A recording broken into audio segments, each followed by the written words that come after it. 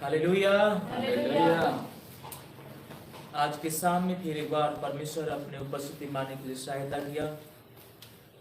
उपस्थित परमेश्वर के प्रिय दास दासी कलीसिया के समस्त विश्वासीगण, हर एक जन को प्रभु यीशु मसीह के मीठे मधुर नाम से जय मसीह की। जय मसीह की। आज के सामने एक बार फिर से अपने वचन के करीब में उपस्थित होने के लिए सहायता किया कि हम जीवित और पवित्र परमेश्वर के उपस्थिति में आकर उसके पवित्र कलाम को हमें स्मरण करें, अपने जीवन में लागू करें और हम हर एक दिन आत्मिक जीवन में आगे बढ़ सके, आत्मिक फल ला सके, आत्मिक उन्नति को प्राप्त कर सके। हम सभी का एक ही उम्मीद और एक ही आशा है, किसी भी हालातों से होकर हमको परमेश्वर के राज्य में पहुंचना। हालेलुया। हालेलुया। इस संसार की हर एक परिस्थितियों से होकर गुजरते हुए हम परमेश्वर के राज्य में प्रवेश करें, ये हमारा उम्मीद और आशा है। फिर से एक बार इस शाम की घड़ी में परमेश्वर अपने वचन से बातचीत करे। पिछले सप्ताह में हम लोग कुछ बातों को सीख रहे थे। हम लगातार सीखते हुए आ रहे याकूब की पत्री, उसका पहला अध्याय, उसका 17 पद का हम लोग वर्णन कर रहे थे, जिसमें मुक्त दान या उत्तम दान जो 5 प्रकार का है, हम सभी लोग इसमें बड़े ध्यान पूर्वक 2 बार इसका अध्ययन कर चुके। एक बार इसका लगातार पढ़ाई के दरमियान, उसके बाद अभी रिवीजन में फिर दोबारा हम इसका गहरा ध्यान कर रहे हैं, जिसको हम समझते हुए अपने जीवन में इसको लागू करें। परमेश्वर को हमारे जीवन में काम करने का समय दे। पिता से प्रार्थना करें, आपकी क्या योजना, आपकी क्या मर्जी है मेरे जीवन के प्रति, वो पूरा हो। हम अपने योजना बनाएंगे अपने तौर तरीका से, लेकिन सफल नहीं होगा। परमेश्वर जैसा सच्चा है वैसा करे। हालेलुया। पौलुस भी कई बार अपनी मिशनरी यात्रा के दरमियान योजना बनाया, लेकिन वह सफल नहीं रहा, और जिस योजना को परमेश्वर बना कर दिया वह सफल हुआ है। ऐसा ही हम हर एक जन परमेश्वर के वचन को अपने जीवन में लागू करते हुए आगे बढ़े। एक बार फिर से पढ़ेंगे इसका पहला अध्याय का उसका 17 वचन। इस पर लिखा है, याकूब की पत्री पहला अध्याय 17 पद, क्योंकि हर एक अच्छा वरदान और हर एक उत्तम दान ऊपर ही से है। हालेलुया। हालेलुया। हम मुक्त दान, उत्तम दान और वरदानों का वर्णन कर चुके हैं, फिर भी अंतिम जो वरदान है, सेवा करने का 5 वरदान, जिसमें आकर हम लोग रुके हैं, और इसको फिर से हम लोग इसका खुलासा करें और हम अपने व्यक्तिगत जीवन को थोड़ा इस वचन से तुलना करें। हम मेरे जीवन में परमेश्वर क्या चाहता है, उसकी क्या योजना है। इफिसी की पत्री उसका 4 अध्याय उसका 11 वचन एक बार पढ़ें।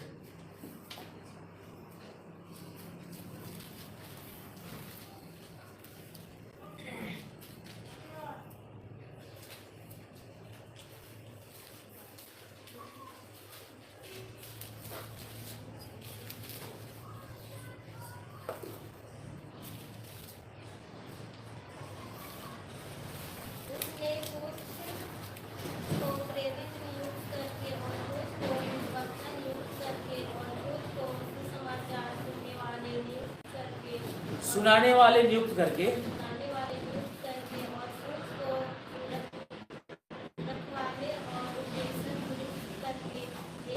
बस पौलुस कलीसिया को यह स्पष्ट कर रहा है, एफिसी की कलीसिया को, और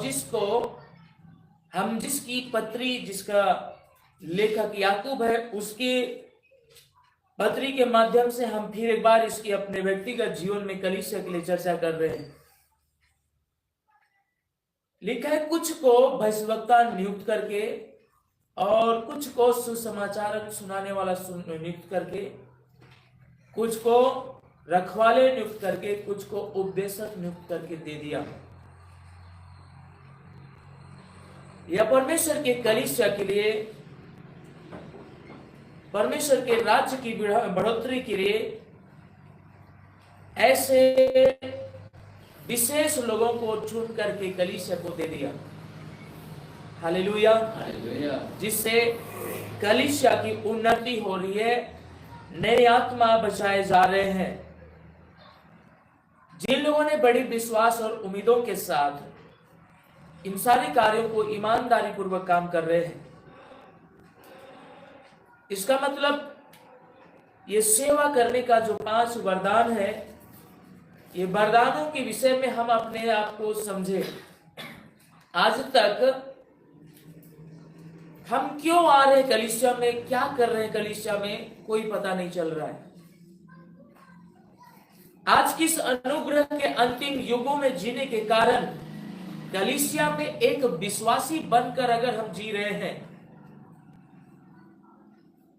तो हम किसी भी रूप से कोई प्रतिफल पाने के योग्य नहीं होंगे। बस केवल हमारी इच्छा पूरी हो रही है। विश्वासी बनकर जीने से व्यक्तिगत जीवन केवल क्या है, लाभान्वित है और कुछ नहीं है, और वो भी ज्यादा दूर तक नहीं है। हम विश्वासी बनकर जी रहे हैं तो सर्दी जुकाम बुखार चंगाई पा लिए, बस हम इतने ही सीमित हैं। इससे कुछ होने वाला आज नहीं है। आज के समय पर वर्ष 2025 में परमेश्वर ले पहुंचाया अपनी अनुग्रह से, और हम कलीसिया में केवल विश्वासी बनकर ना जिए, चाहे कोई भी क्यों ना हो, चाहे जवान हो, चाहे बच्चे हो, चाहे बुजुर्ग हो। केवल हमारा एक ही आशा है कि नहीं, हम विश्वासी हैं फलाने कलीसिया की, फलाने पास्टर के हम कौन है, विश्वासी हैं। तो ये आप अपना जगह क्या कर लिए, सुनिश्चित कर लिए, आप वहां से आगे पीछे कहीं जाना नहीं चाहते, कुछ मिलने वाला नहीं है। बस सर्दी जुकाम ही ठीक होगा, उससे आगे कुछ होने वाला नहीं। जब इससे बढ़कर समस्या जब पड़ जाएंगे, तब फिर हम अपना जीवन को अपने जगह पे भी सुरक्षित नहीं रख सकते, स्थिर नहीं रख सकते। हालेलुया। इसलिए हम सेवा करने का वरदानों को पहचान कर, उसको समझकर अपने आप को वैसा समर्पित करें जैसा परमेश्वर की इच्छा योजना हमारे आपके प्रति है। हालेलुया।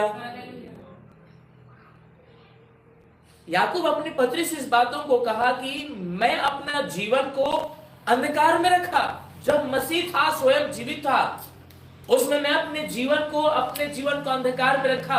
मैं अपने खुदा को, अपने मसीह उद्धार करता यीशु को नहीं पहचाना, जिस पर मैंने कभी विश्वास नहीं किया। आज हम अपने व्यक्तिगत जीवन को, यीशु मसीह उद्धार करता है जरूर है, उस पर विश्वास करने वालों को उद्धार कराएगा जरूर।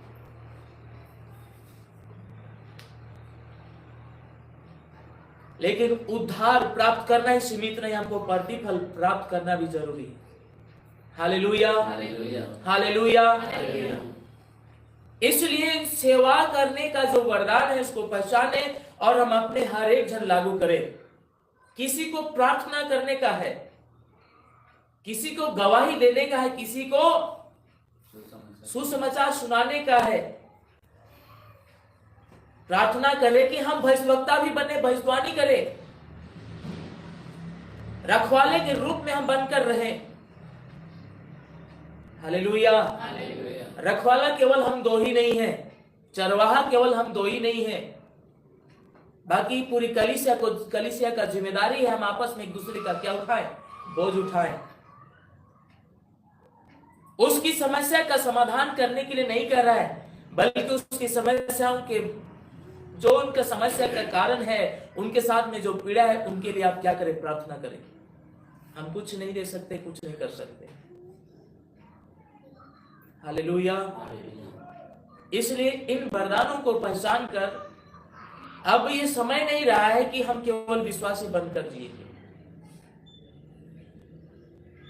अपने आप को परमेश्वर के सामने, कलीसिया के सामने में प्रकट करें कि परमेश्वर मुझे कलीसिया में क्यों रखा। हालेलुया। इसलिए पौलुस इस पद में उन वरदानों और पदों का उल्लेख करता है जिन्हें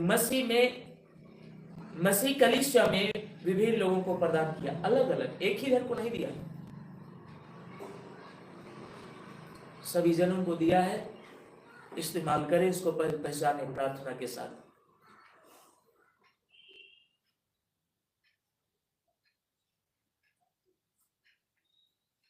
इसको यहां लिखने का कारण है कि कलीसिया के लिए यह सबसे जरूरी है, महत्वपूर्ण है।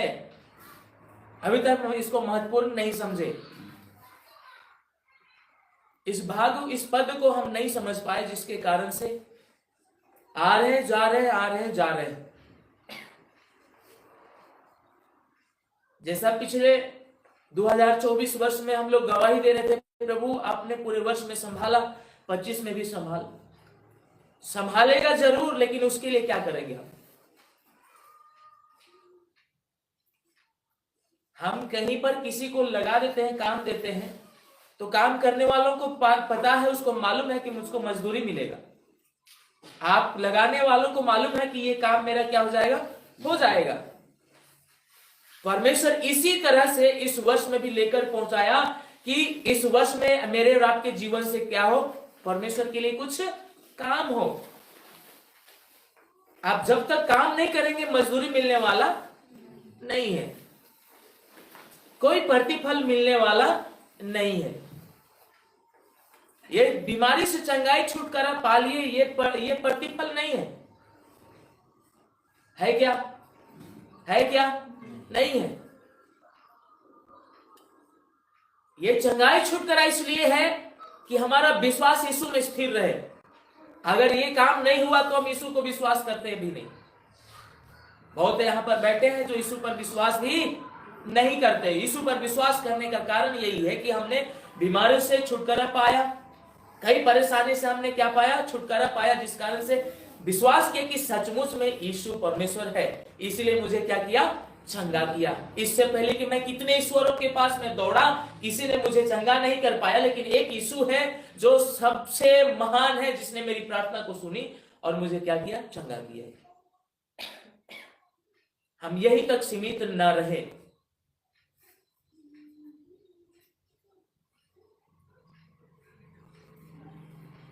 हम अपने कलीसिया के लिए, परमेश्वर के लिए बोझ उठाएं, उसकी सेवा का बोझ उठाएं। क्या हमको दिया है, क्या हमको सौंपा है।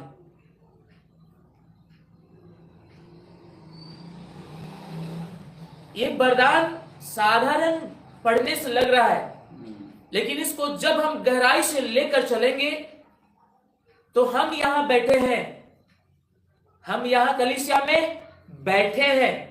आप इसको गहरी अध्ययन के साथ इसको आप अगर बोझ उठाएंगे इसकी, तो आप जहां है वहां परमेश्वर कहता है कि एक कलीसिया खड़ा हो जाएगा। हालेलुया, हालेलुया, वहां एक कलीसिया खड़ा हो जाएगा। कलीसिया खड़ा होने का मतलब 2 परिवार, 3 परिवार, 4 विश्वासी इकट्ठा कर सकते हैं, वहां आराधना कर सकते हैं। इसलिए इसको जोर दिया है।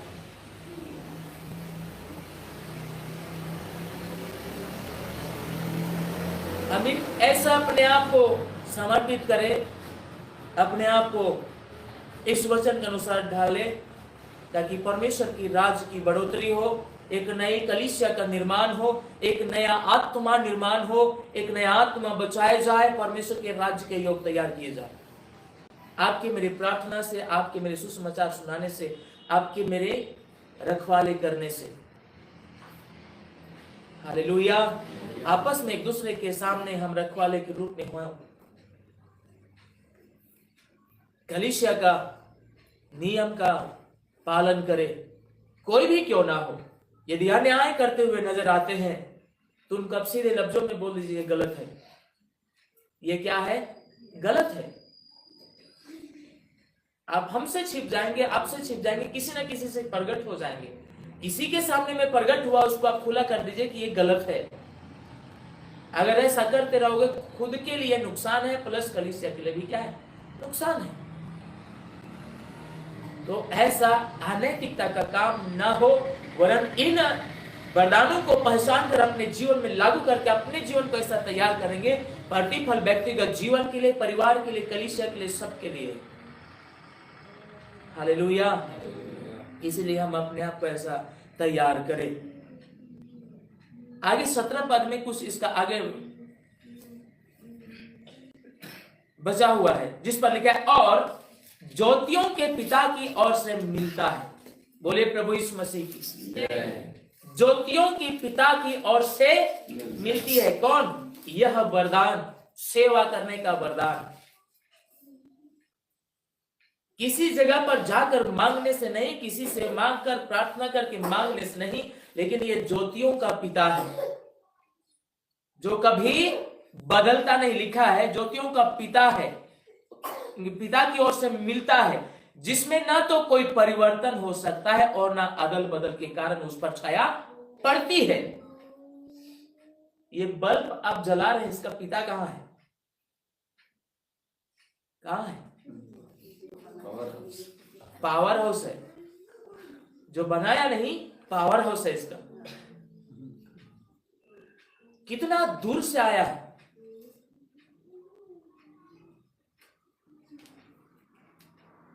वहां से आने के बावजूद इसमें बदलाव नहीं है क्या? बदलाव नहीं है। ये तो एलईडी है, इसलिए इतना रोशनी दे रही है। इसी पर पहले जैसा फ्लैमेट वाला बल्ब आती थी, वो बल्ब लगा दीजिए, अभी भी लाल लाल अंधेरा अंधेरा दिखेगा। लेकिन जहां इसका उत्पादन, जहां इसकी पावर हाउस है, उस अगल बगल में जाकर देखिए क्या प्रकाश है कि नहीं? पावर ग्रिड में जाकर देखिए, बड़ा बड़ा हाइलोजन है, फिर भी एकदम वहां लगता है दिन है। कैसा है? दिन है। दिन रात वहां बराबर नजर आएंगे। लेकिन आते आते 40 किलोमीटर के डिस्टेंस में डिबरी हो जाते हैं। इसमें बदलाव है, यहां कम तो वहां ज्यादा।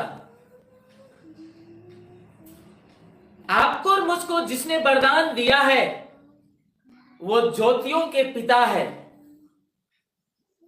ज्योतियों के पिता याकूब इसलिए कहा, अलग अलग प्रकार की ज्योति देने वाले, प्रकाश देने वाले दिन में, रात में दिखाई पड़ते हैं, नहीं है क्या? इसको छोड़ दीजिए, इसको तो उदाहरण के समझा रहे थे। इनका पिता कहां है? पावर हाउस है। इन ज्योतियों का पिता यीशु मसीह को, जीवित परमेश्वर को कहा क्यों? दिन में अलग, रात में अलग। अभी बाहर निकल के देखेंगे तो बहुत सुंदर सुंदर तारे टिमटिमा रहे हैं। करीब 2:30-2 बजे आसपास उधर से चांद उगेंगे, 6 बजते तक खत्म हो जाएंगे, सूरज उधर 7 बजे उगेंगे। इन सब को बनाने वाला पिता है अर्थात परमेश्वर। सब प्रकार की ज्योतियों का पिता है। उस पर कोई बदलाव नहीं, उसमें कोई परिवर्तन नहीं, और ना अदल बदल के कारण उस पर छाया पड़ सकती है। आज इस बल्ब को खोलकर उधर लगा दीजिए, मेरा छाया उधर जाएगा, है या नहीं? लेकिन आपको और मुझको जिसने वरदान दिया है, जिसने आपको मुझको काम में लगाया, वो ज्योतियों का पिता है। अर्थ दिन में सूरज, रात में चांद और तारे, उनकी प्रकाश में बदलाव, उनकी प्रकाश में अप डाउन। लेकिन ज्योतियों का पिता परमेश्वर, जिसके लिए ना रात ना कभी दिन, रात और दिन एक समान ज्योति ही ज्योति। यहां है तो उधर छाया पड़ जाएंगे, ऐसा नहीं। उस स्वर्गीय स्थानों में वो प्रकाशमय परमेश्वर है। बदलाव नहीं, कोई परिवर्तन नहीं, जिसकी बड़ी अनुग्रह और बड़ी दया के कारण हमको यह वरदानों से सुसज्जित किया है। हालेलुया। जिसके अनुग्रह से हमको इस वरदानों से भरा है। यदि हम अपने जीवन को उस ज्योतियों का पिता, उसका सम्मान और उसका आदर ना करें, और जिसने मुझको काम में लगाया उस काम का हम अपने आप को लापरवाह करें, तो सोचिए क्या होगा। मजदूरी मिलेगा, मजदूरी मिलेगा, कुछ नहीं बोलते हैं, समझ ही नहीं आ रहा। कितने लोग चाहते हैं कि हमको मजदूरी मिले? मजबूरी नहीं, मजदूरी। किसी को नहीं चाहिए। चलिए, मजदूरी भी नहीं चाहिए और वरदान भी नहीं चाहिए, कुछ नहीं चाहिए, बस हम एक विश्वासी बनकर जिएंगे। क्यों? क्योंकि सुसमाचार अगर सुनाना शुरू कर दे तो हमको घर में बैठना मुश्किल हो जाएगा। प्रार्थना करने वाला हो गए तो फिर हमको यहां बुलाएगा, वहां बुलाएगा, वहां प्रार्थना करने के लिए दौड़ते रहेंगे, फिर मेरा घर का काम कौन करेगा? मेरे परिवार का क्या होगा? इसलिए सबसे अच्छा है कि हम क्या रहें? एक विश्वासी ही रहें। आज के बाद कोई ना सोचे कि हम विश्वासी बनकर ही जिए। अगर विश्वासी बनकर जिएंगे 2025 मनुष्य जाति के लिए विनाश का कारण ठहरने जा रहा है। यह आरंभ हो चुका है। ये भी 1 महीना गुजरा नहीं, कितने लोगों की इर्द गिर्द में मृत्यु हो गई, फटका के, थुसरा के, बजरा के। अब हम धन्य हैं कि परमेश्वर के अनुग्रह में पाए जाते हैं, लेकिन प्रार्थना ना करें, परमेश्वर का आज्ञा का पालन ना करें, तो परमेश्वर का क्रोध भड़क जाएगा। उसका क्रोध यदि भड़क गया, दुनिया का कोई ताकत नहीं है किसी को बचा लेगा।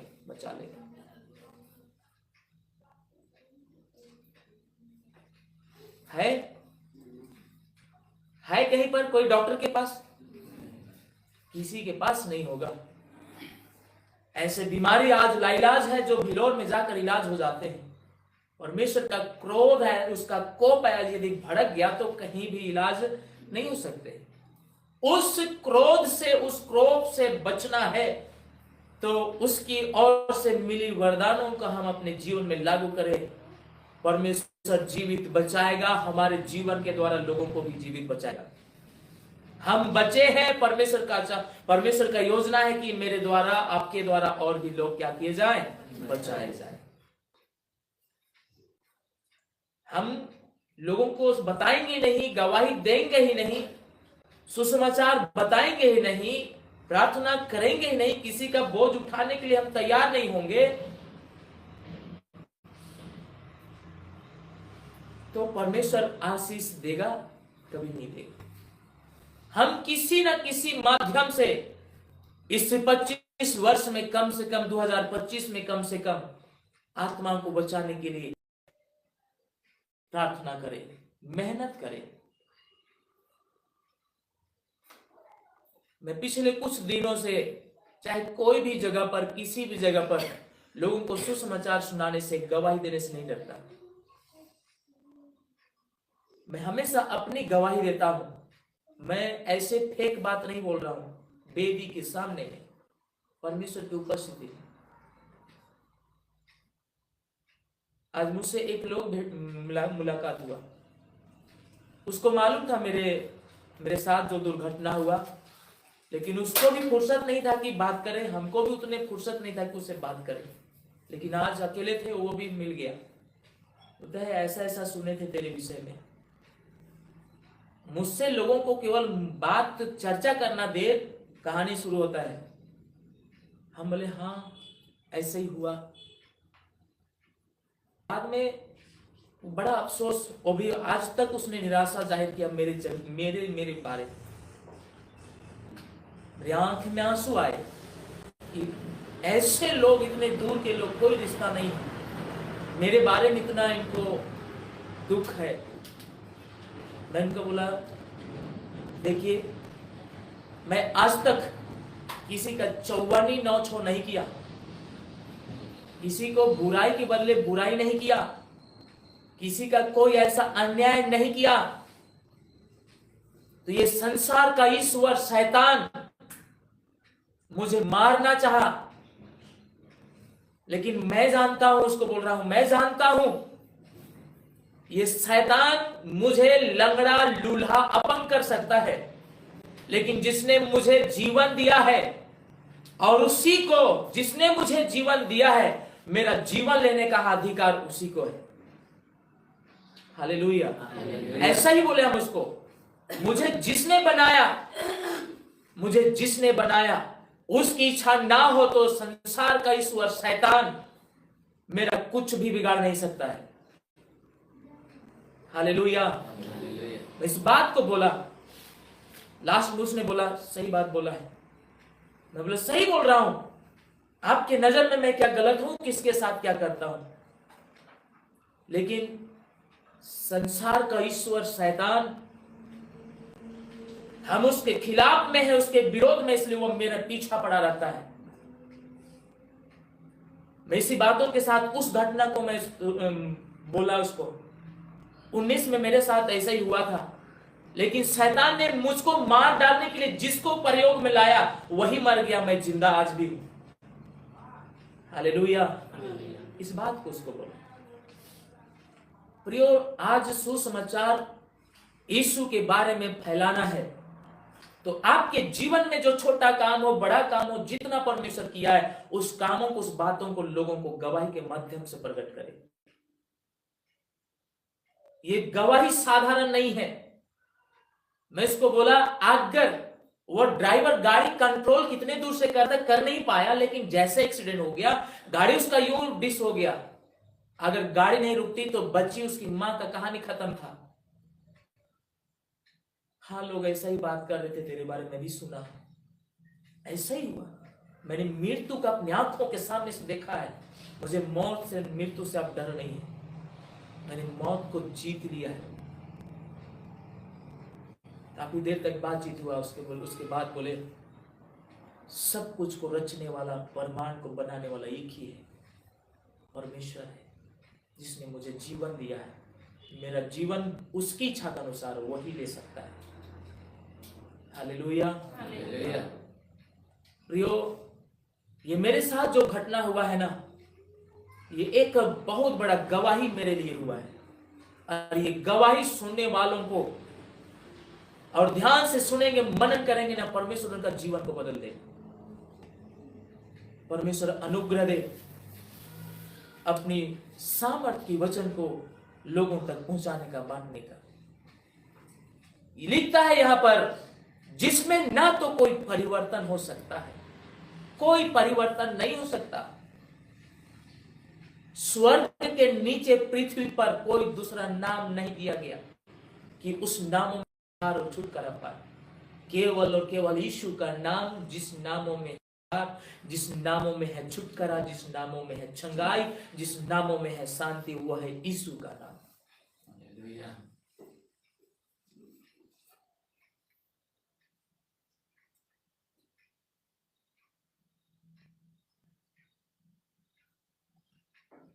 और न अदल बदल के कारण उस पर छाया पड़ती है।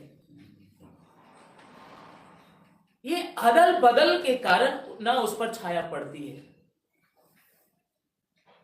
अर्थ याकूब समझा रहा है यहां पर। हो सकता है पिछले जब हम लोग इसका अध्ययन कर रहे थे, इस बात को हमने नहीं कहा होगा। हम यहां के बिलीवर्स, यहां के विश्वासी हैं। बहुत से ऐसे विश्वासी हैं, बहुत से ऐसे कलीसिया के विश्वासी हैं, 6 महीना यहां कर देखा, कोई आशीष नहीं मिला, चलो दूसरी जगह। वहां 6 महीना जाकर देखा, कोई आशीष नहीं दिखा, चलो वहां जगह। आज तो सारी जगह में कलीसिया भरा पड़ा है। कमी है क्या? कलीसिया की कमी नहीं है, पास्टरों की कमी नहीं है। ये विश्वासियों की अदल बदल के कारण परमेश्वर नहीं बदल सकता। हालेलुया। परमेश्वर न्यायी परमेश्वर है।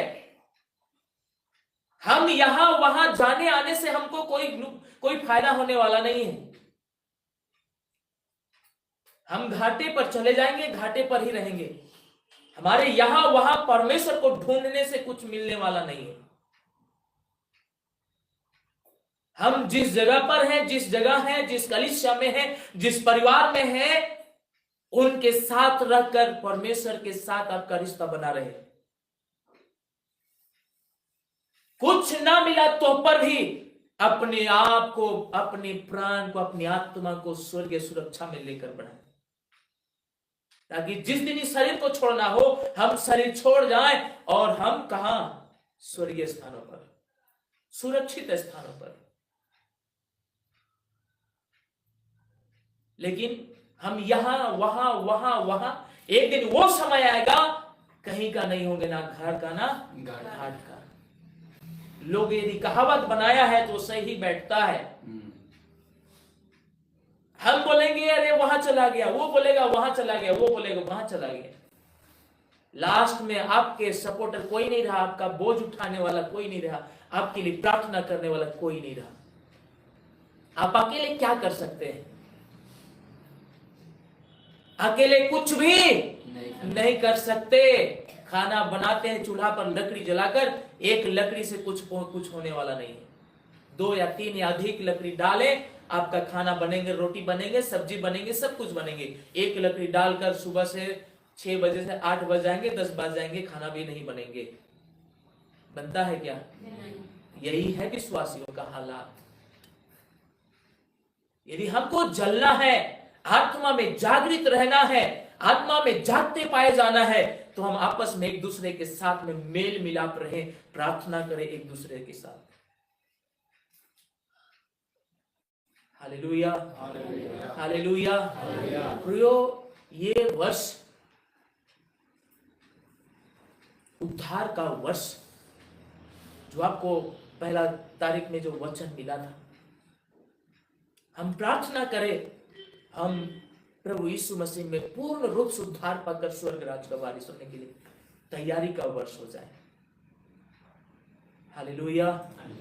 जो यीशु पर विश्वास नहीं कर रहे हैं, आज वचन को नहीं पालन कर रहे हैं, आज सुनने के बावजूद भी अनसुना करके जीवन व्यतीत कर रहे हैं, आज उनके लिए वर्ष बहुत ही दुख उठाने का वर्ष है। ये आर्थिक तंगियों से होकर गुजरेंगे वर्ष में। इसलिए प्रार्थना करें, अधिकारी से प्रार्थना करें, परमेश्वर अपने लोगों की ख्याल रखे, अपने लोगों पर अनुग्रह करे। ऐसी समस्याओं से हारने के लिए नहीं, ऐसे समस्याओं को देखकर निराश होने के लिए नहीं, लेकिन उन समस्याओं में जय पाकर स्वर्ग में पहुंचने के लिए तैयार करें।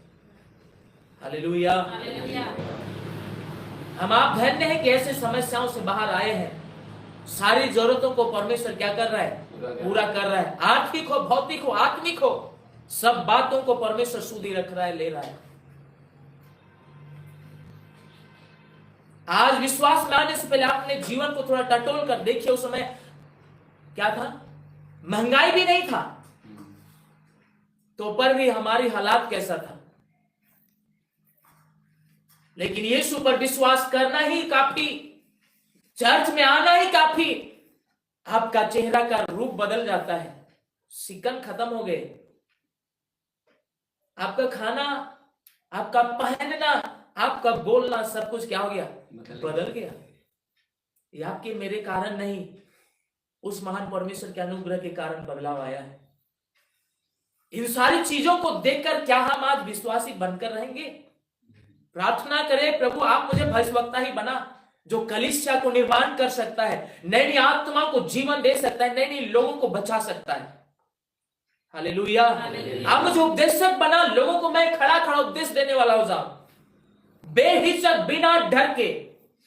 चौक में खड़ा हो जाओ तो चौक में भी लोगों को वचन बोलना शुरू कर दे। बाजार में जाओ तो 4 आदमी मिल गया तो उसको भी वचन बोलना शुरू कर दे, अपनी गवाही देना शुरू कर दे। हर दिन हम ये करें।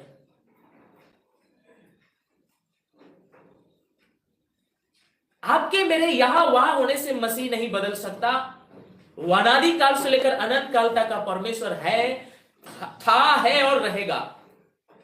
हम बदल जाएंगे, हम छोड़ देंगे, हम भूल जाएंगे, परमेश्वर नहीं बदल सकता।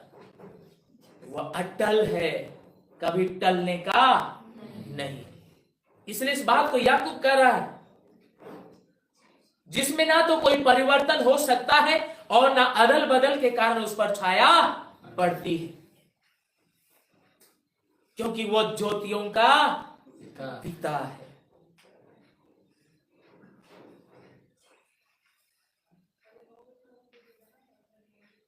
ज्योतियों का पिता है, वो कभी नहीं बदल सकता। इसलिए हम हर एक जन परमेश्वर के इन वरदानों को जो हमें दिया है पहचाने और प्रार्थना करें। याकूब परमेश्वर को स्वर्गीय प्रकाश कहता है, स्वर्गीय प्रकाश का पिता कहता है। उसके कहने का मतलब परमेश्वर सूर्य, चांद और तारों के प्रकाश के समान नहीं है, उसकी तरह नहीं है जो दिन रात में क्या हो जाता है, बदल जाता है, नहीं है। परमेश्वर का प्रकाश हमेशा चमकता रहता है, उसमें कोई अंधकार नहीं है। दिन रात चमकता रहता, उस पर कोई अंधकार नहीं है, कोई बदलाव नहीं है। एक वचन खोलेंगे आप लोग, यूहन्ना रचित सुसमाचार 8 अध्याय।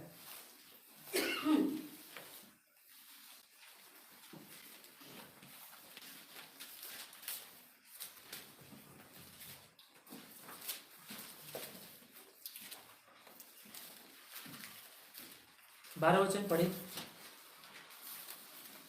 यीशु ने फिर लोगों से कहा, यीशु ने फिर लोगों से कहा, जगत की ज्योति मैं हूँ। जगत की ज्योति मैं जो आगे जो मेरे पीछे हो लेगा वह अंधकार में न चलेगा, परंतु जीवन की ज्योति पाएगा। जो मेरे पीछे हो लेगा वह अंधकार में ना चलेगा, परंतु जीवन की ज्योति पाएगा। हालेलुया। इसका मतलब ये ज्योति कौन है? प्रभु यीशु मसीह, जीवित परमेश्वर, जो ज्योतियों का पिता है। यदि हम उस यीशु पर विश्वास कर लें, उसके पीछे हो ले, उसके पीछे चलने लगे, वो ज्योतियों का पिता, ना कभी बदलने वाला, ना कभी छाया पड़ने वाला। उसकी प्रकाश किसमें? हम पर, आप में और मुझ में। इसलिए यहां पर यीशु मसीह स्वयं इस बात को कहा है, जो मेरे पीछे हो लेगा वह अंधकार में न चलेगा। अंधकार में चलना कितनों को आज भी पसंद है? पसंद है? और एक अंधकार के विषय में कहता है, वह अंधकार पाप के विषय में कहता है। विश्वासी होने के बावजूद भी आज बहुत ऐसों का जीवन है जो संसार की पापों में, संसार के कामों में, संसारिकता जीने में क्या लगता है? अच्छा लगता है।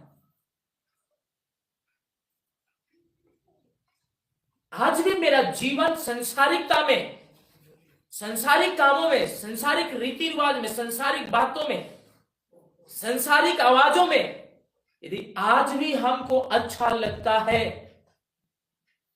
प्रार्थना करें मेरा जीवन, आपका जीवन ऐसी जगह से क्या हो जाए? बाहर आ जाए। यह अंधकार का काम है, ज्योति का काम नहीं है। अंधकार का काम है, यह पाप का काम है। जो वचन के खिलाफ है और हमको अच्छा लग रहा है, तो वहां से हम आज भी मन फिराकर बाहर आ ले। ये ज्योतियों का पिता है।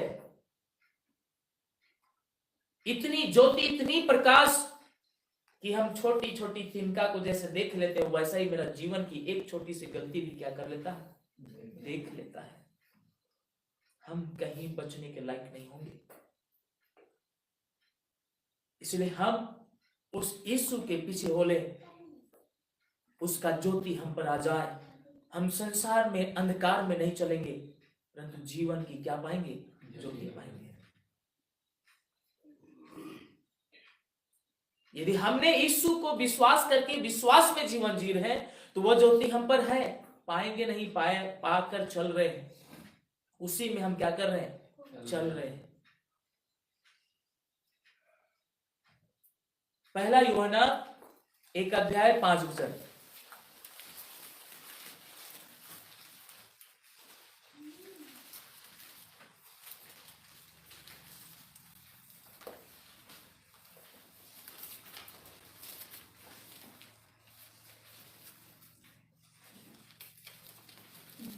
जो समाचार हमने उससे सुना और तुम्हें सुनाते हैं, वह यह है कि परमेश्वर ज्योति है और उसमें कुछ भी अंधकार नहीं।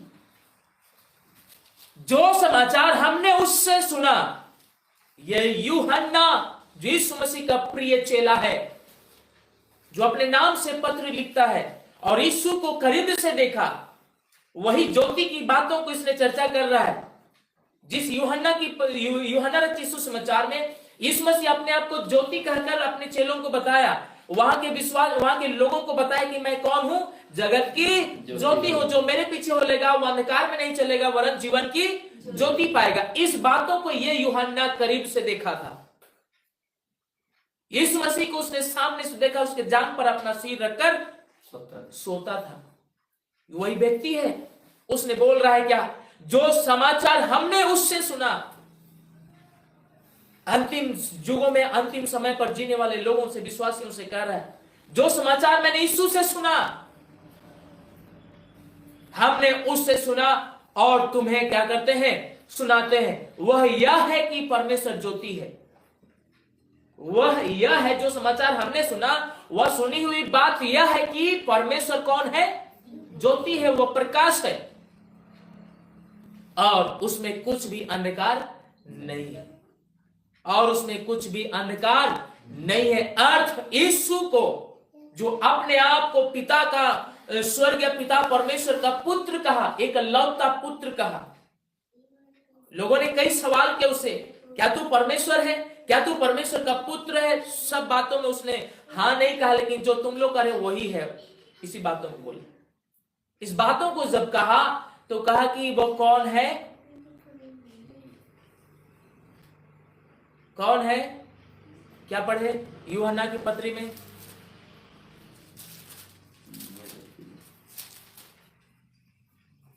परमेश्वर ज्योति है और वह, उसमें कुछ भी अंधकार नहीं। अर्थ यीशु मसीह जब पृथ्वी पर था, उसमें जिन जिन बातों को सेवा किया, जिन जिन बातों को लोगों के सामने में प्रकट किया, इन सारी बातों को इसने करीब से देखा। लोगों ने उसके विषय में बुराई ढूंढा, अपराध ढूंढा कि इसको फंसाए, इसको दोष लगाए, इसको मारे।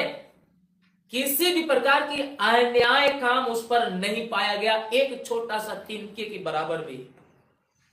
कोशिश तो किया लोगों ने, उसका पीछा पड़ गए लोगों ने, यहूदियों ने, कि इसको दोष लगाकर कहीं दोष में फंसा दे और इसको क्या करें? मार डाले।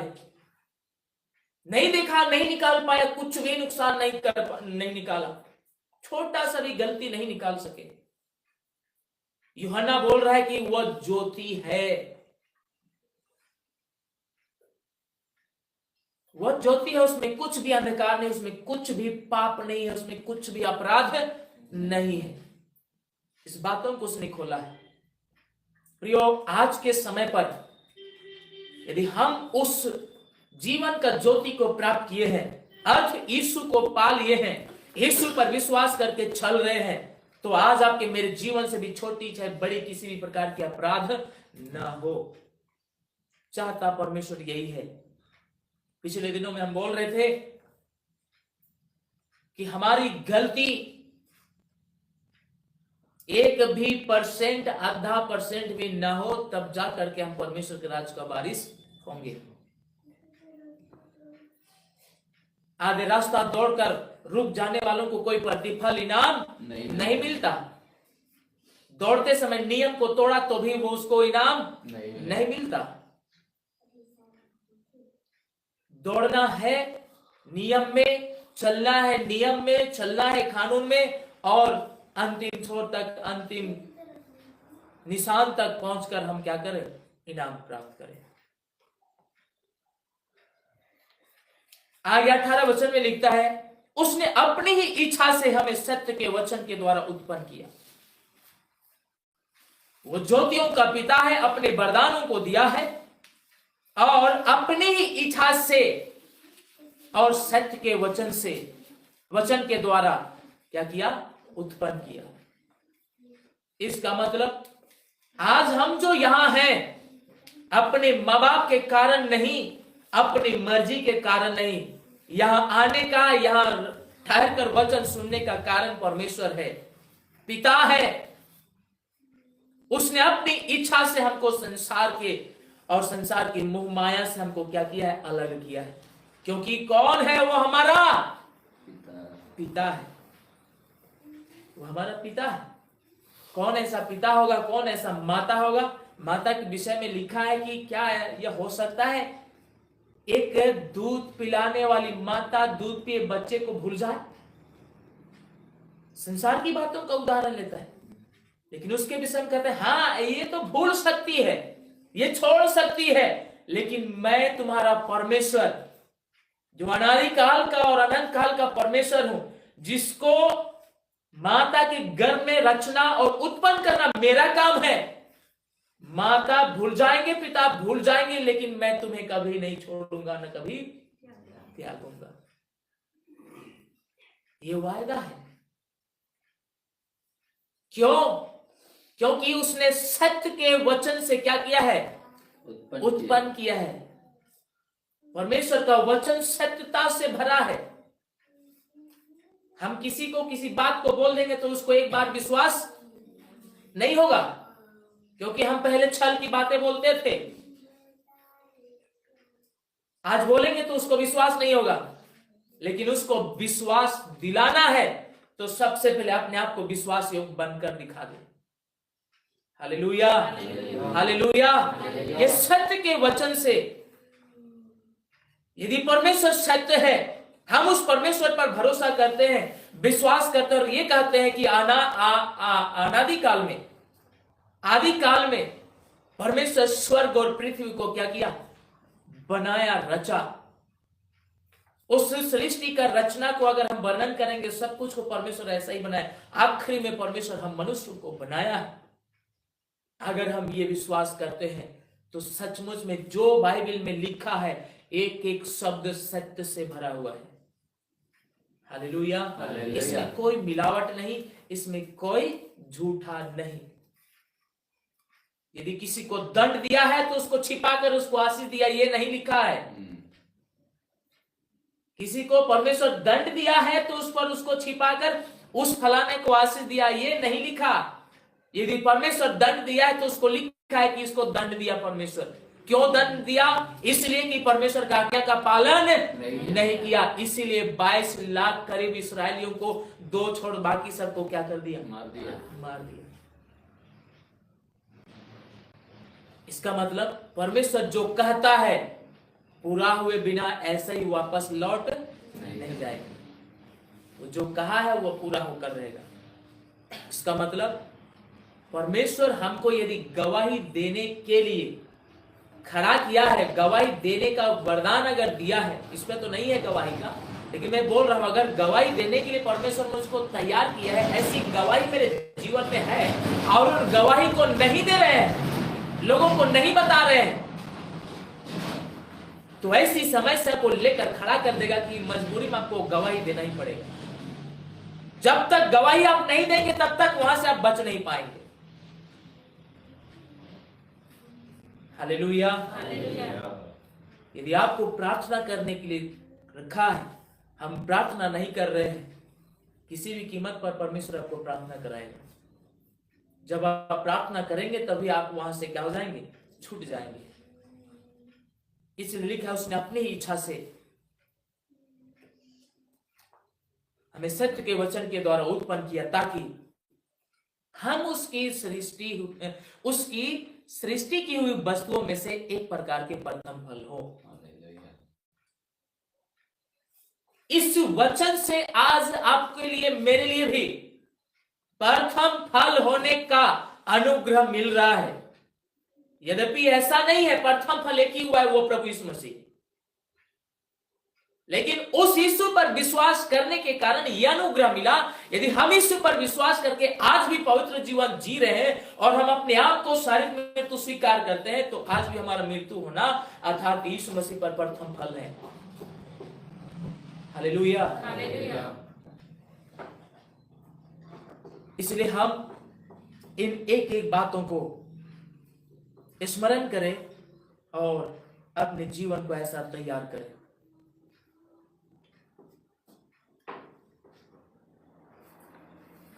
परमेश्वर का वचन सत्य वचन है। बाइबल में लिखी गई वचन केवल शब्द ही नहीं, लेकिन ये शब्द जिस व्यक्ति तक पहुंचता है, जहां तक पहुंचता है, उस वचन वहां पहुंचना ही काफी मरी हुई हालात को जिंदा कर देता है। हालेलुया। हालेलुया। यही है सत्य का पहचान, यही है सत्य का पहचान।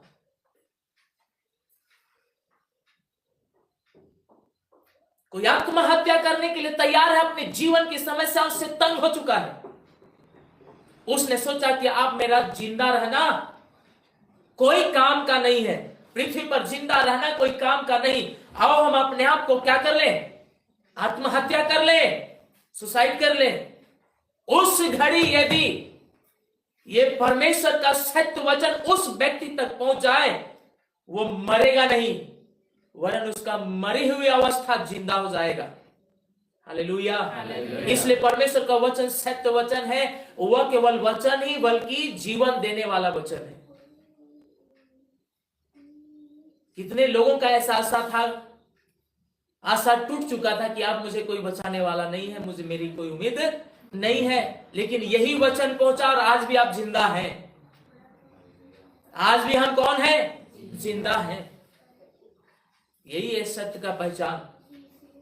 ये वचन नहीं होता तो हम आज नहीं होते। यीशु का वचन नहीं पहुंचता, यीशु के बारे में हम नहीं जानते, तो हम आज जिंदा नहीं होते।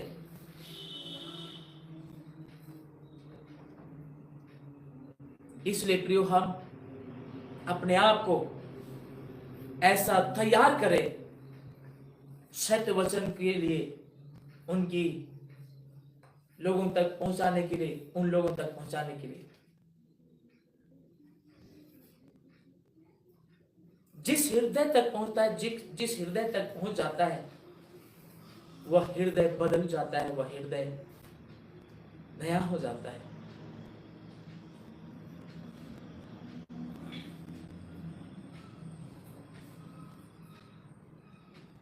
ये सत्य वचन आपके और मेरे तक पहुंचा,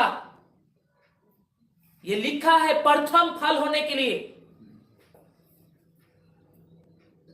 इसका मतलब अपने घराने का सदस्य होने का अनुग्रह मिल गया। हालेलुया। हालेलुया।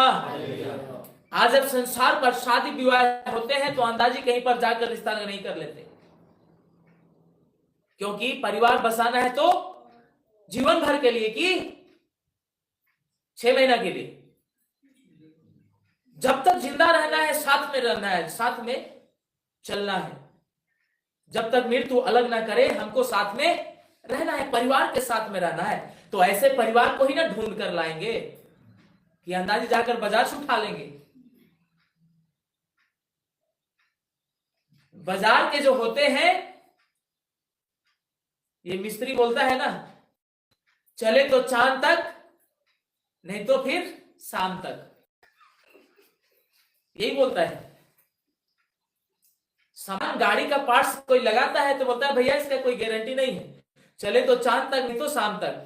मतलब यहां स्टार्ट करो, आमदुबान जाते खराब हो जाएगा, इसका हमारा कोई जिम्मेदारी नहीं, और चलेगा तो चलता रहेगा, ये मेरी कोई गारंटी नहीं।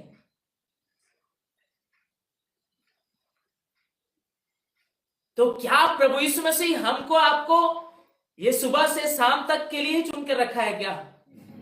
प्रथम फल होने के लिए चुन लिया है। इसका मतलब हमको अपने परिवार का सदस्य होने के लिए, अपना भाई अपना बहन होने के लिए हमको योग्य बना रहा है। हालेलुया।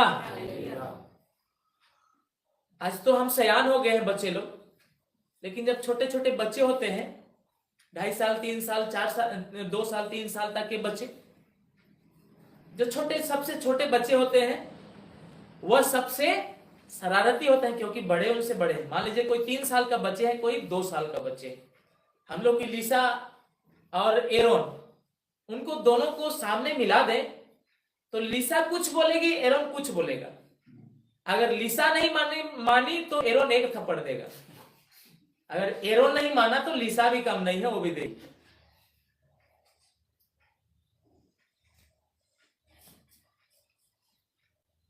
लेकिन जब वे सयान हो जाएंगे, भाई बहन जब सयान हो जाएंगे, अपने आप को होश में हो जाएंगे।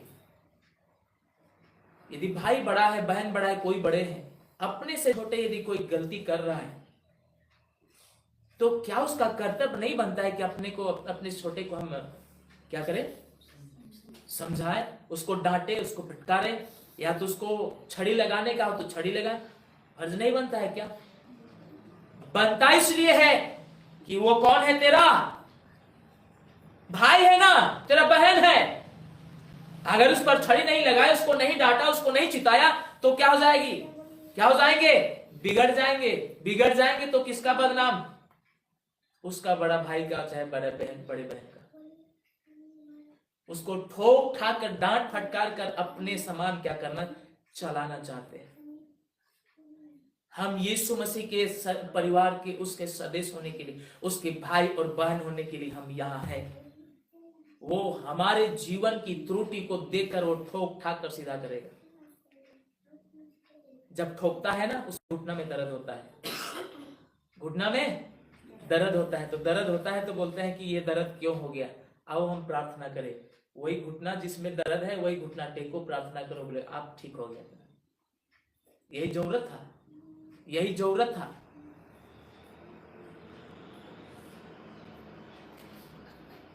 हालेलुया।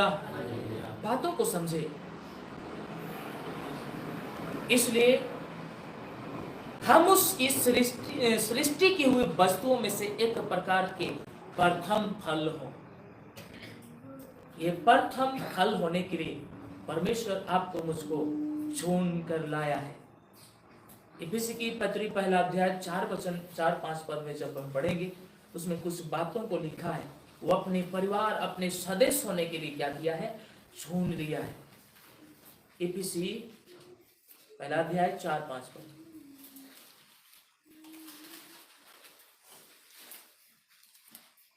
जैसा उसने हमें जगत की उत्पत्ति से पहले उसमें चुन लिया कि हम उसके निकट प्रेम में पवित्र और निर्दोष हों, और अपने इच्छा के भले अभिप्राय के अनुसार हमें अपने लिए पहले से ठहराया कि यीशु मसीह के द्वारा हम उसके नेपालक पुत्र हों। बस जैसा उसने हमें जगत की उत्पत्ति से पहले, कब से?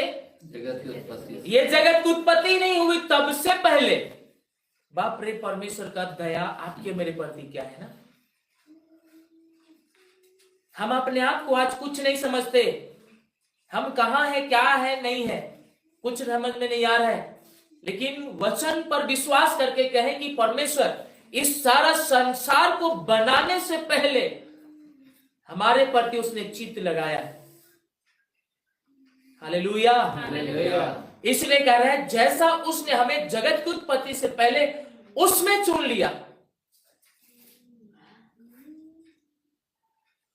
परिवार के अंग होने के लिए, सदस्य होने के लिए हमको चुन लिया कि हम उसके निकट प्रेम में पवित्र और निर्दोष हो। प्रेम क्या है? प्रेम क्या है? परमेश्वर की आज्ञा का पालन करना। तो उसकी आज्ञाओं में और पवित्रताओं में निर्दोष हो। हमारे जीवन में किसी प्रकार की अपराध ना पाई जाए और अपनी इच्छा के अनुसार। 5वां पद में क्या लिखा है? और अपनी इच्छा के भले अभिप्राय के अपनी इच्छा की भली अभिप्राय में, आगे अभिप्राय के अनुसार के अनुसार अपने लिए पहले से क्या किया? ठहराया कि यीशु मसीह के द्वारा हम उसके लेपालक पुत्र हों। लेपालक पुत्र हों।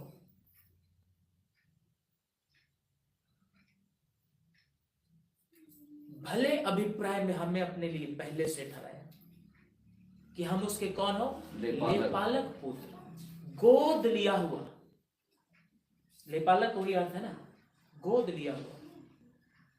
आप सोच लीजिए, हम नहीं थे उनके, हम उनके थे नहीं। जिसके कोई जैसे बच्चे का जन्म हो गया, जिनका पापा भी नहीं रहा, मम्मी भी नहीं रहे, यदि छोटा द्वितीय बच्चा है तो कोई उसको गोद ले लेता है, और गोद लेने के बाद उसको ऐसे छोड़ नहीं देता है। जवान होता है उसको छोड़ नहीं देता है, वो अपना बना लेता है उसको। सारा संपत्ति का अधिकार उसको हो जाता है। वो चाहे जैसे भी हो, कागजी कार्रवाई के अनुसार वो अपना पुत्र उसको क्या कर लेता है? बना लेता है, स्वीकार लेता है। उसका परिवार, उसके रिश्तेदार उसको स्वीकार लेते हैं, उसको मान लेते हैं। अब ये बालक तेरे हैं, तेरे हो गए। उसको गोद में ले लिया। अगर गोद में नहीं लिया होता तो बच्चे रोते रोते क्या हो जाएंगे? क्या हो जाएंगे? कितने दिन जिंदा रहेंगे? कोई दूध नहीं पिलाया तो, कोई भोजन न दिया तो,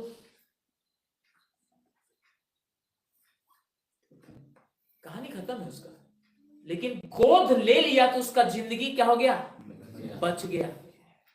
मेरे प्रियो, हम सब की यही हालात थे। संसार पर हम खोए हुए भेड़ों के समान थे। हमारा कोई रखवाला नहीं, कोई चरवाहा नहीं, कोई देख रेख करने वाला नहीं। हम असहाय जीवन जी रहे थे। लेकिन उसकी महान अनुग्रह के कारण हमको क्या कर लिया? गोद ले लिया। अब गोद लेने के बाद उस परमेश्वर का जितने संपत्ति है उन सब संपत्ति का अधिकारी ठहरा दिया। कितना बड़ा अनुग्रह मिला है हमको। आपको इसके हम आज पहचान नहीं कर पाते और हम अपने एक साधारण विश्वासी जीना चाहते, विश्वासी बनकर रहना चाहते हैं। नहीं, आप कहे परमेश्वर आपने मुझे इतने संपत्तियों का अधिकारी बनाया, तो हम उस अधिकार का क्या करें? पूरा पूरा काम करें। आपको कहते जाओ गवाही दो, गवाही देना पड़ेगा। जिसको गोद ले लिया वो नहीं कहेगा ये मेरा पिता नहीं था, ये मेरी मां नहीं है, ये मेरे पिता नहीं है, मैं इसका नहीं सुनता। सयान होने के बाद नहीं बोल सकता है। जवान होने के बाद वो नहीं बोल सकता ये मेरे बाप नहीं है, मेरे मां नहीं है। क्या उसको पता नहीं चलेगा? चलेगा, पता पता चल जाएगा। उसको लोग बताएंगे ये तेरी मम्मी पापा नहीं है, तुमको तो ये बचपन से गोद लेकर बढ़ाया है। तुम्हारी मम्मी पापा कोई थे, उनका देहांत हो गया, उसकी डेथ हो गई, लेकिन इसने तुमको गोद लेकर बढ़ाया है, इसलिए अब इसकी ना सुनना। मानेगा क्या? उसने अपने पिताजी का जायदाद का पूरा पूरा अधिकार रखेगा। कोई लूटना भी चाहे तो उसके लिए वो क्या करेगा? खड़ा रहेगा, बने रहेगा। वैसा ही आप और हम संसार पर से, ऐसी अवस्था से प्रभु यीशु मसीह हमको गोद लेकर उठाया। अपने परिवार का सदस्य होने के लिए, अपने संपत्तियों का अधिकारी होने के लिए आपको मुझको गोद ले लिया। आप सोच रहे हैं कि हमारा जीवन कहां है? इसलिए हम हर एक जन इन बातों का अपने जीवन में लागू करें ताकि हम आशीषमय जीवन व्यतीत कर सकें। और एक दिन उस पिता के स्थान पर जिस जगह के लिए हमको गोद लेकर रखा है, जिसके अधिकारी होने के लिए हमको रखा है, उसको हम प्राप्त कर सके। एक मसीह होने का अर्थ, मसीह में विश्वास करने का मतलब, या एक मसीह होने का मतलब परमेश्वर के परिवार में नया जन्म लेना होगा। हालेलुया, ध्यान से सुनिएगा। सबसे पहली बात कि अपने परिवार का सदस्य होने के लिए तो उसने गोद ले लिया, ये पालक पुत्र बनाया, लेकिन तब वास्तविक तौर पर हमको उसकी सारा जायदाद का अधिकार होने के लिए हमको उस परिवार की सब कुछ क्या करना पड़ेगा? स्वीकार करना पड़ेगा। अर्थ इस बात को बता रहा है कि हम उसके सदस्य होने के लिए, उसके परिवार का अंग होने के लिए, उस परिवार में जो नियम है सब कुछ को क्या करना पड़ेगा? पालन करना पड़ेगा। इसी बात को यूहन्ना की किताब में, यूहन्ना के सुसमाचार में लिखा है, पहला अध्याय 12 वचन में, परंतु जितनों ने उसे ग्रहण किया परमेश्वर का संतान होने का अधिकार दिया गया, प्राप्त कर दिया। हम जितनों ने यीशु मसीह का वचन पर, उस यीशु पर विश्वास करके अपने आप को समर्पित किए, उस परमेश्वर ने हमको अपना पुत्र होने के लिए क्या कर दिया? तैयार हो गया, हमें अपना पुत्र बना लिया, अधिकार हो गया।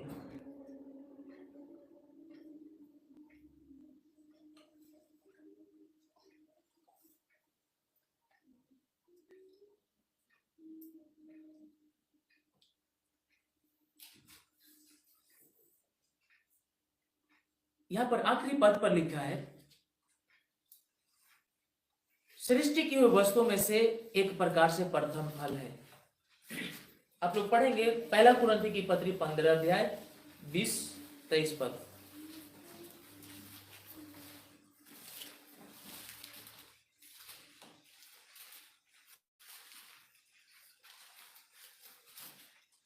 परंतु सचमुच मसीह मुर्दे में से जी उठा है, और जो सो गए हैं उनमें वह पहला फल हुआ। ये प्रथम फल के विषय में कर रहा है। सचमुच मसीह, प्रभु यीशु मसीह मुर्दे में से क्या हुआ? जी उठा है, और जो सो गए हैं उनमें वह पहला फल हुआ। उससे पहले कोई नहीं है। लेकिन याकूब इस बात को कह रहा है कि यीशु पर विश्वास करने के कारण आज भी हम पहला फल होने का अधिकार है। उस यीशु पर विश्वास करने के कारण पहला फल होने का अधिकार है। परंतु हर एक अपनी अपनी बारी से, पहला फल मसीह, फिर मसीह के आने पर उसके लोग। पहला कुरिन्थी 15 अध्याय उसका 20 और 23 पद।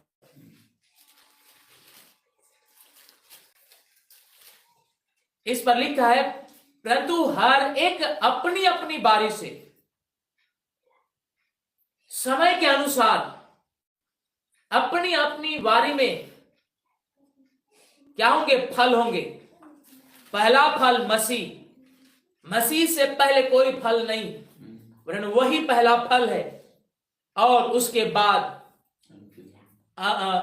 और लिखा है मसीह, फिर मसीह के आने पर उसके लोग। पहला फल मसीह, फिर मसीह के आने के बाद उसके लोग। आप और हम, वो पहला आने के कारण वो मरे हुए में से जी उठा, वो पहला फल रहा। लेकिन मरे हुए में से जी उठकर यीशु पर विश्वास करने वाले, यीशु के बाद हम और आप भी उसके फल हैं। इसलिए कहा, इसी समानता में, इसी बराबरी में परमेश्वर के द्वारा बनाई गई सारी सृष्टियों में, सब वस्तुओं से प्रथम फल हम उसके लोग, उसके जन हैं। हालेलुया।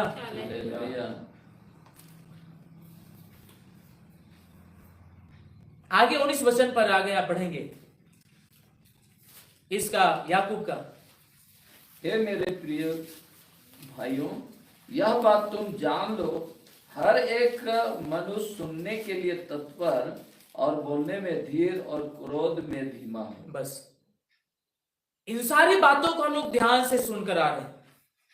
अब हमको अपने आप को इस बातों पर इसका विषय बदल रहा है। सुनकर करना, इससे पहले परख और प्रलोभन जो आपके मेरे जीवन में बाहरी रूप से जो समस्या है, शरीर का बाह्य हिस्सा में जो समस्या है वो परमेश्वर की ओर से है, लेकिन अंदर से जो समस्या उत्पन्न कर रहा है वह अभिलाषा के कारण पाप और अपराध को उत्पन्न कर रहा है। इन सारी बातों को पहचानने के लिए इन सारी बातों का वर्णन किया है और आखिरी में ये 16 से 18 पद तक इस सारी बातों को अच्छी तरह से समझाया कि हम इस पापों से बचकर रहें, तब जाकर के इन प्रतिफलों का अधिकारी होंगे। Hallelujah, hallelujah. इसलिए हे मेरे प्रिय भाई और बहनों, यह बात तुम जान लो, हर एक मनुष्य सुनने के लिए तत्पर और बोलने में क्या हो जाओ, धीर और क्रोध में धीमा हो। ये सब कुछ जानने के बावजूद, ये सब कुछ सुनने के बावजूद हम अपने आप को प्रभु में प्रिय भाई और बहन हम क्या हो जाएं, सुनने के लिए तत्पर, परमेश्वर का वचन सुनने के लिए तत्पर हो जाए, धीमा हो जाए, स्थिर हो जाए, हम क्रोध ना करें। आगे इन सारी बातों का हम लोग उल्लेख जरूर करेंगे। परमेश्वर की महिमा और उसकी स्तुति हो, विशेषकर आज की संध्या की घड़ी के लिए, कि परमेश्वर अपने सत्य के वचन से हमें क्या कर लिया है, क्या किया है, उत्पन्न किया है, सत्य के वचन से उत्पन्न किया है, हमें लेपालक पुत्र होने का अधिकार दिया है, लेपालक पुत्र बना लिए गए हैं। हम उस अनुग्रह को स्मरण करें, इसलिए कि हमें लेपालक पुत्र बनाकर हमको इन सारे वरदानों के अनुसार काम करने के लिए हमको अधिकार दिया है कि हम बीमारों के लिए क्या करें, प्रार्थना करें, सुसमाचार सुनाए, हम रखवाला बनकर रहे, बसवक्ता बनकर रहे, उपदेशक बनकर रहे, हम परमेश्वर का काम करने वाले हो जाए। हालेलुया, क्योंकि हम अधिकार प्राप्त किए हुए लोग हैं। अनादि काल में जब इस जगत को ही नहीं बनाया था, उससे पहले आपके मेरे प्रति परमेश्वर का चित्त, उनका विचार, उनका सोच था। उन सब बातों को हम क्या करें, स्मरण करें और कहें, प्रभु आपकी अनुग्रह मेरे जीवन के प्रति अपरंपार है। मैंने कभी सोचा नहीं, कभी इसके बारे में कभी चित्त नहीं लगाया, लेकिन आपने इतनी बड़ी योजना मेरे जीवन के प्रति आपने रखा है। इन योजना को हम समझे, इस योजना को हम पहचाने और इसके अनुसार, इसके अनुरूप हम अपने जीवन को क्या कर सके, व्यतीत करने वाले हो जाए। हालेलुया, जिससे हम स्वर्ग में प्रथम फल के रूप में हम उठा लिए जाने पाए। खुदावंद परमेश्वर को धन्यवाद हो, इन वचनों से हर एक एक जन को आशीष प्रदान करे। आइए अपने आंखें बंद करें, सरों को झुकाकर प्रभु से प्रार्थना करें।